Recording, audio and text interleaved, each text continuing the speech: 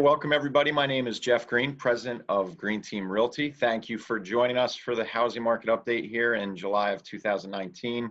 Let's jump right in and check out our numbers, and then we'll hear from our panel, the troops on the ground, as to what's really going on out there. So we're going to take a look nationally and first start out with pricing, where things are headed.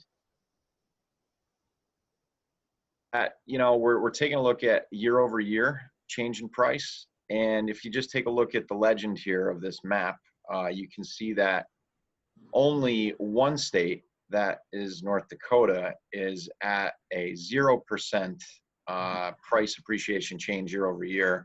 Pretty much everywhere around the country, we're seeing gains in price still to this point. Idaho leading the charge. Who would have known? All the potato farmers up there are getting a benefit. So in our territory, you can see it's a little bit weaker, right, than some of the other territories, the Southeast and the Midwest. Midwest is doing good for them. But here in New York, New Jersey, even Pennsylvania's up a little bit over where we are. But, tax impacts, so on and so forth, high property taxes might have something to do with that. Here is a look at, CoreLogic. For those of you who don't know who CoreLogic is, they're, a very substantial company that, aggregates a lot of data from a lot of different sources. And they're a player in terms of legitimate statistics that push out to our industry. And essentially, they're predicting that the year-over-year price change for the year in total is going to round out at about 5.6%, which was up from their previous projection of 3.6%. So there's enough economic data out there for CoreLogic to say our previous projection was a little bit low in terms of price appreciation.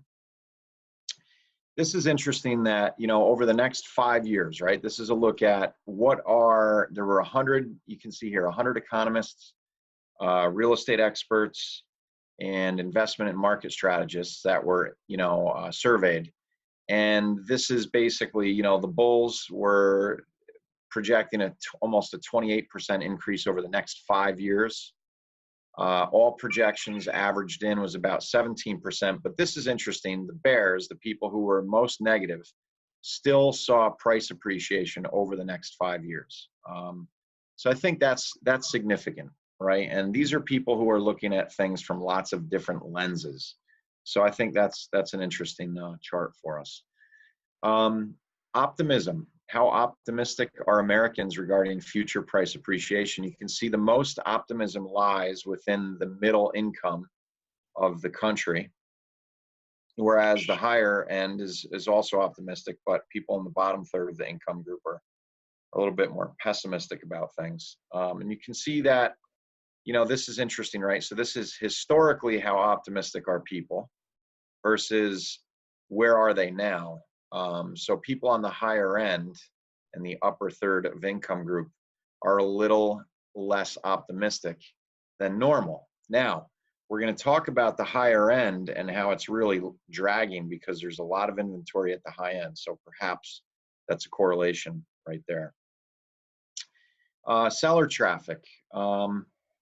So we can see that, there was back in February, Melissa put together, where we were and where we are. So this is what the chart looked like back in February, and this is what the chart looks like here in June. So traffic is up. Things are busy for sure. We're going to hear from two agents that are very busy in New York and New Jersey, and I'm sure they'll agree with that. 30-year fixed rate mortgages are at the lowest rate in 3 years. That's a big deal, right? Whether we like to admit it or not, those who control the money basically control the market. So the fact that mortgage rates have really plummeted this year is, I think, leading to a lot of people's estimations that the market is going to continue to increase because the money's becoming cheaper, which makes it more affordable for everybody to own a home, so on and so forth. So here are just some quotes about, I guess, optimistic people or people just that are giving their, input on why things are. You can see the chief economist from Realtor.com, lower mortgage rates, higher wages, okay, affordability, right? That's basically what that is saying. Again, drop in mortgage rates over the last 2 months is already being felt. Again, mortgage rates being flat or coming down, so on and so forth. So certainly mortgage rates have a lot to do with it. People who are, you know, at the upper end of analytics in our industry are all agreeing that the mortgage really is helping drive where we're going. Now, we're giving you a little bit of a different look this month because we just closed out the second quarter, okay, at the end of June. And what we thought that we would do is give a quarterly look for the last 5 years for combined counties in Orange, Rockland, and Westchester on the New York side of the border. And we're going to take a look at Sussex, Passaic, and Morris County on the New Jersey side of the border. So, you know, bigger data sample, so you can see trends are a little bit maybe more telling, right? Here is what I call the mother's milk of all analytics, which is how many homes are selling. And you can see it's basically been down. You know, the market, there's no question it's been softening when you combine Orange, Rockland, and Westchester. In fact, it's the minus, you know, outside of 2015, it's the weakest second quarter we've had in 4 years. So that's interesting. Average selling price, right? Where prices, well, prices are still pretty strong, right? We're at or above basically the last 4 years here on this chart. And I think that, you know, we'll continue to see some price appreciation, but I do expect these charts to come lower despite what a lot of other people think. Average list to sell price. This is basically where was the last asking price of the home versus where did it sell. And this is basically a measure of how hot the market is, right? The higher it is to 100%, closer it is to 100%, excuse me, the hotter the market. So again, we're seeing, you know, charts pretty much up, but again, you know, down from last year. So certainly a softening in pretty much every analytic. And here's days on market, which the lower, the better, faster the market is moving. And you can see even this is softening too, as you can see this line intersecting with where we were last year. So here we are on the New Jersey side of the border and the units sold. This is a little bit more telling. Things are definitely a little bit slower on the New Jersey side of the border than they are in New York. And check this out. Look at the blue line. That's 2018. 2019 is the green line. So we're down significantly quarter one, quarter two in these three counties in units sold. And really, we're only above 2015 every other year in the past, more recent than 2015, we're behind. So definitely a softening market. Average sell price, you can see it was up here versus quarter one versus the last 4 years, but now it's down basically in relation. It's even with last year. So we're already starting to see prices soften in the Jersey side of the border significantly. Average list to sell price ratio. This one is going in the opposite direction. It's going up, but nonetheless, still pretty consistent with what we saw in New York. And again, days on market going in the opposite direction too. If you recall on the New York side, we saw this little chart come up, which meant that the days on market was increasing, which means that the market might be softening, but down in Jersey, days on market continues to become more competitive. So some housekeeping items before we get into the panel. We're going to do the next housing market update. We do it every month, third Tuesday of the month. That lands on the 20th. We're going to do that at 2 p.m. Thank you to our sponsor, Really, which is a real estate referral network for agents. Agents can join for free at reallyhq.com. All right, so let's talk to our panel and see what they have to say. So, you know, it's been about a year now, Jen and Karen. Well, let me introduce who we're talking to. Jennifer DiCostanzo, I see her in the top left of my screen. Jen, welcome. Thanks for being on the panel. Jen is from Green Team New York Realty. Jen is a superstar real estate agent, does a ton of business, and I'm happy for her to be here today because we all get to hear from her, somebody who's really working in the market.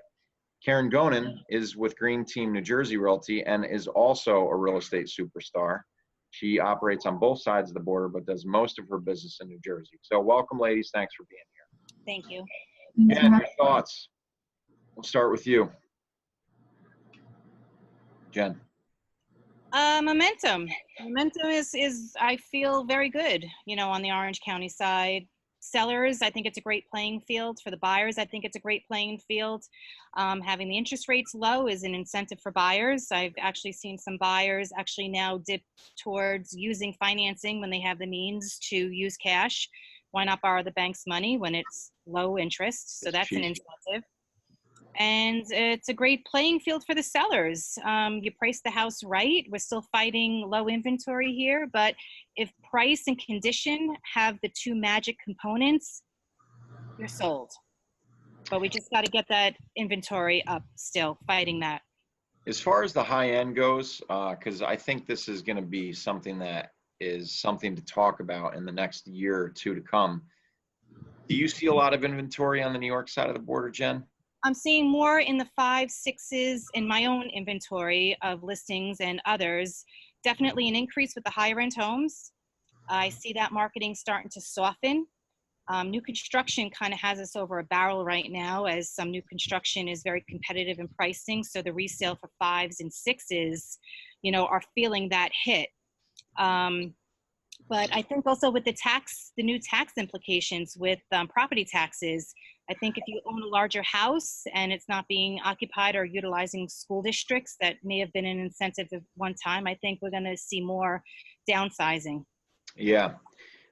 To me, it's like, like Warren Buffett says, buy fear, right? So, you want to, in any market, right? The way that you make money is you buy low and you sell high. I think there could be some interesting opportunities to buy high-end homes in the next 5 years. That's kind of what I'm thinking. Not that I'm going to go out and do it, but I'm just thinking that there could be some interesting opportunities for those who may be on the fence of, thinking about buying, because we're talking about people that have means, right? Who may work in New York and want a weekend home or a lake home or something like that. Could be an interesting time to maybe come off the fence and start to really look. And there's definitely an increase on the weekend buyer, that weekend retreat, second home. There's definitely been an increase. Yeah. Okay. So Karen, what's going on down in New Jersey? Tell us what you're seeing down there, if anything different.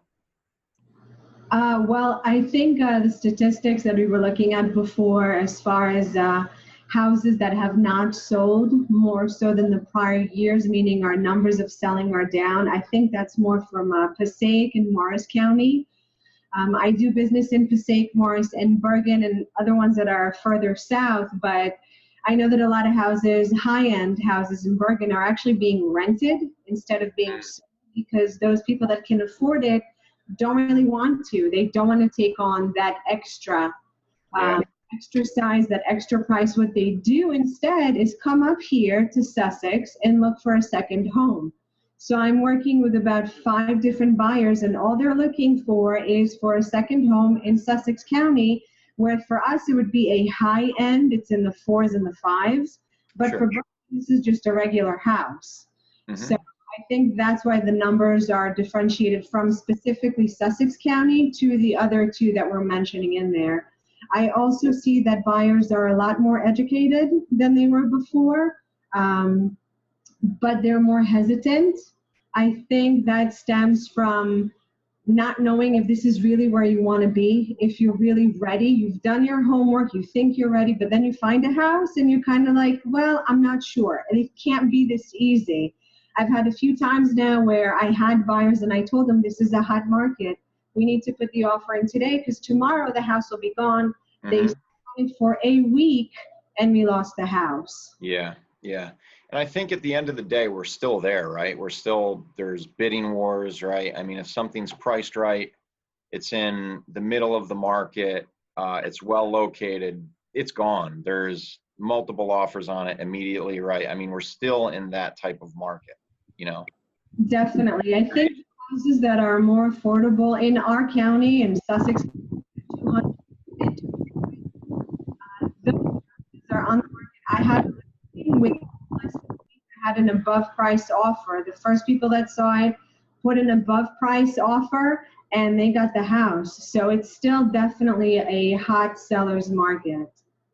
And Jen, you're seeing the same thing in New York, right? Bidding wars, it's intense, right? again, if the product matches condition and pricing, it's gone, especially in the median price point here. Anything in the 2s, the 3s, and the mid 4s, you can't touch. It's not on the shelf. Now, what about appraisals? Are they coming in okay? Are we having problems? Are they not valuing?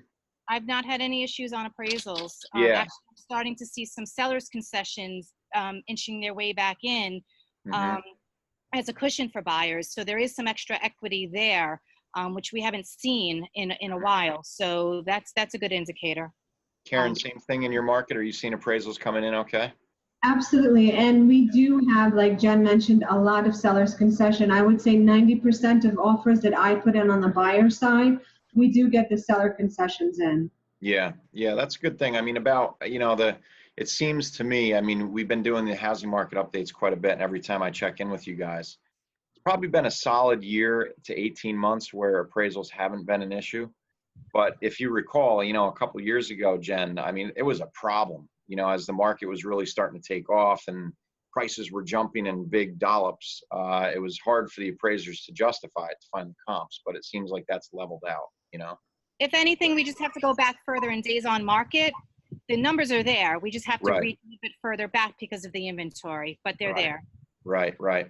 And then Karen, one last thing, and we're going to wrap this up. Bank foreclosures, REOs, so on and so forth. You seem to be kind of ahead of the curve on that whole discussion. What's going on there? Are they releasing more inventory? Are they hanging on to it? They're holding and renting still? Well, what they're doing is they're flipping them. Yep. They're flipping them. The flips are not done well because they're going to the lowest bidder. And it's a shame. In the end, it's the buyer that kind of gets the short stick because they're looking for a renovated house. They're all happy. And then I get the phone call of this broke and this happened and there's nothing I can do at this point. I guess it's never been a better time to be a plumber then, right? Because all these bank foreclosed properties in the decline that we had 10 years ago, right? They sunk in value, all these short sales we were dealing with. Now the banks are renovating themselves, flipping them out there. So maybe the next frontier is plumbers, contractors, so on and so forth to fix all these things. And maybe it's time to buy stock in Home Depot and Lowe's, right? Because people are going to have to constantly renovate their homes. Trades always have a job. And unfortunately, we see a decline in people that are going into trades. So that's something to keep in mind. Yeah, it is. And I can tell you, from a guy that owns real property and has to renovate and do things, it's very challenging right now to find find labor, the labor component of it. And materials are pretty expensive. So there's something to consider there. All right, cool. Great discussion. Anything that you guys want to add real quick? Keep buying. Keep buying. Yeah, I agree. It's actually it's an interesting time, right? Rates are declining. Inventory is pretty good. Units sold is trending down. Prices are softening. So if you're a buyer, I mean, it's an interesting time, as far Even as if you're a seller and you're not looking to sell, it's a great time to refinance. True. Good point. Good point. Yeah. All right. Very good. Ladies, thank you. Jennifer DiCostanzo of Green Team New York Realty, Karen Gonen, Green Team New Jersey Realty. Jen, real quick, what's the best, if someone wants to list or buy a property through you, what's the best way for them to get a hold of you? Give me a quick call on my cell, area code 917-916-9995. Awesome. And Karen, what's the best way to get a hold of you? Always my cell phone, 551-262-4062. And I can attest for both of these ladies. They will pick their phone up at 11 o'clock. They'll answer the phone. They are, and that's what separates the great agents from the ones who are so. They're responsive, man. They're on it. So good job, ladies. Thanks so much for being here. Jeff. All right. Bye-bye. Bye.